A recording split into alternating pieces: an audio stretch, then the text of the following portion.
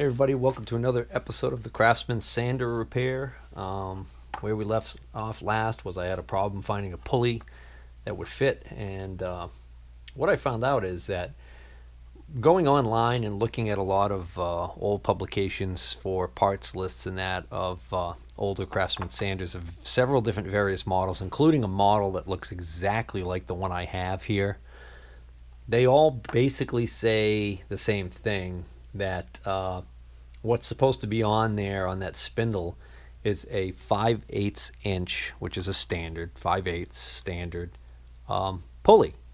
So this is a 5/8 inch standard pulley, and as I've shown previously, this is sloppy as heck when you put it on the shaft. So I measured the shaft, and the shaft measures 588 thousandths. And I measured the ID of this pulley, and oddly enough, it actually comes in at around 622, I think. Which off the top of my head, I think 625 is the decimal equivalent of 5/8. But I guess it's supposed to be a press fit. Oh, my mistake. I don't know what I was thinking before when I measured this, but now this is 5/8 right on. In fact, you know what? I think there might be a taper to this. No. Yeah, I don't know how I did that before, but accidentally. All right, I was going by memory. That's it. Let's blame it on that.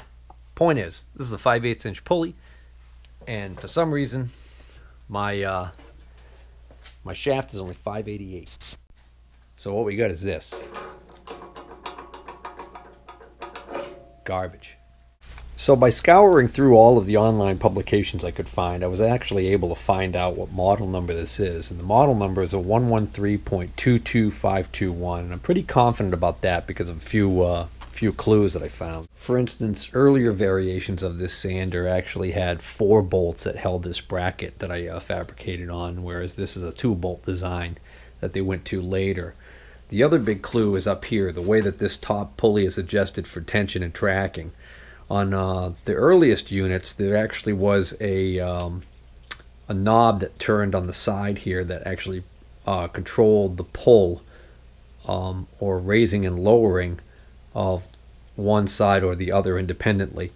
And then they went to this design that they have now, which is this is a locking screw, and you unlock this, and then that allows you to turn this, which does the adjustment through a cam on the back here.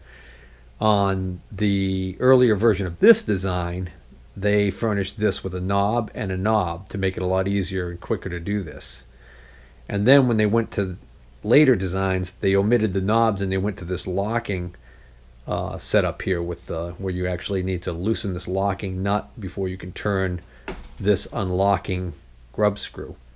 And you have to unloosen this locking nut before you can turn this tracking screw. So I think maybe this might have actually been an improvement, only because I don't know whether or not there was any way to, well, I guess, yeah, the lock would have taken care of it. So I think they just got rid of the knobs because they, wanted to make it cheaper. So the majority of the sanders that I looked at all specified that the max RPM of this thing should be run at 2,700 RPM, and they said that this would be attained by using a 2.5 inch pulley on here and a 2-inch pulley on the motor. So I got to check, but I think that's a 2.5 that's on the motor now. So realistically, I probably want that pulley up here, and I want a smaller pulley down there, and that's with a 3450 RPM motor. So I got to double check the RPMs on that motor also. And they all specified a 5/8 inch bore, or they didn't specify, they just gave a part number of the pulley. But when I looked up that part number, I think I ended up finding out that that was also a 5/8 inch bore.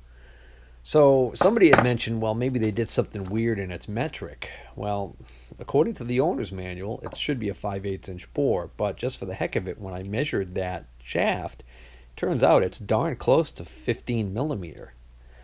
But when you look at 15 millimeter, if you look for pulleys with 15 millimeter bores, the only thing that comes up, and comes up quite often, are alternator pulleys. Apparently, alternators, because a lot of them are made by Mitsubishi and other Asian companies, use pulleys that have 15 millimeter bores.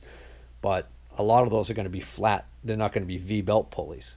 So I was thinking, well, maybe I could look at some of my old alternators I've got kicking around and steal a pulley off of there. But then I thought, well, the odds are I'm not going to have the diameter of the outside that I need, which is 2.5 inch. So I didn't like that idea.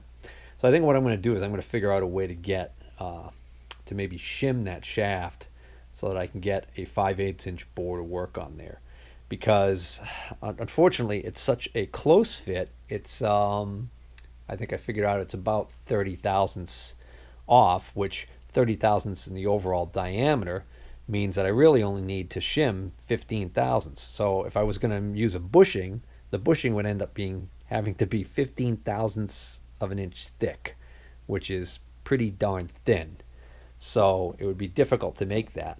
What I would have to do is I would probably have to overbore a hole in this pulley, which would weaken this structure, and then after I overbore it, then I could press in a sleeve and then bore the sleeve to the dimension I need to fit the pulley.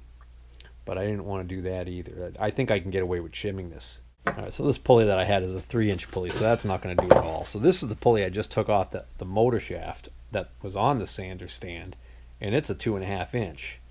So I'm wondering whether or not this isn't the original pulley that should have been on there up top, and that somebody swapped them around to speed up the sander speed.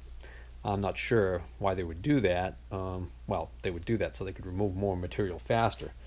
The owner's manual says, though, if you overspeed it above the 2700 RPM, that you run the risk of injury. So basically they got the little lawyer liability warning in there, and I think I want to return it back to the original spec. So I'm going to use this 2.5 on the top there, and then I'm going to see if I can find a 2-inch pulley on the bottom. Alright, so it looks like the difference I'm going to make up is about 50 thousandths, almost on the nose. So I just cut a piece of this aluminum flashing, which measures well, around 24 thousandths, and I tried putting that, bending that into a little sleeve, pushing that on there, and it actually took up a lot, but it was still a little bit wobbly, and I realized that the way it was wobbling, that it wasn't going to run true. Well, I was going to get some thinner shim stock and add it to the piece that I've already got in there, but I think before I do that, I'm going to well, let me try and tighten this down and see how well that works. And what I'm probably going to end up doing is, because this is some kind of a weird slot that's in here, I'm probably going to end up putting a piece of maybe key stock in there and having the grub screw push on the key stock. Yeah, no, I definitely need a piece of key stock that's going to sit in this groove, and the grub screw will push down on the key stock and engage that slot. So I cut myself a little short piece of key stock, short enough that it'll fit easily in that length of that weird slot that's in here, and it's a perfect fit, of course, for the groove on the pulley. So what should happen is, I'm hoping that when I put this on here, this is tricky though, because I got to get this pulley. Well, maybe it's not so tricky after all. That's easier than I thought. Ooh. Okay. So now that's in the groove. And so when I tighten this down, still not positive on exactly whereabouts this alignment should. Oh, you know what? My shim came out. All right. My shim stock slid out. Oh, you know what? I bet you my gap for the shim stock's not. Yeah, it's not quite. I gotta make this a little bit wider. All right, so now that when I put that key in there with the shim stock in there and I tighten it down, it's snug, but I can see that it is running. It does look like it's running out of round. In other words, this outer diameter of the pulley is not running concentric to the shaft. Question is that enough? Is that enough to really get that upset over? You know what? I'm gonna roll with this and get it all running and just see how bad it's vibrating.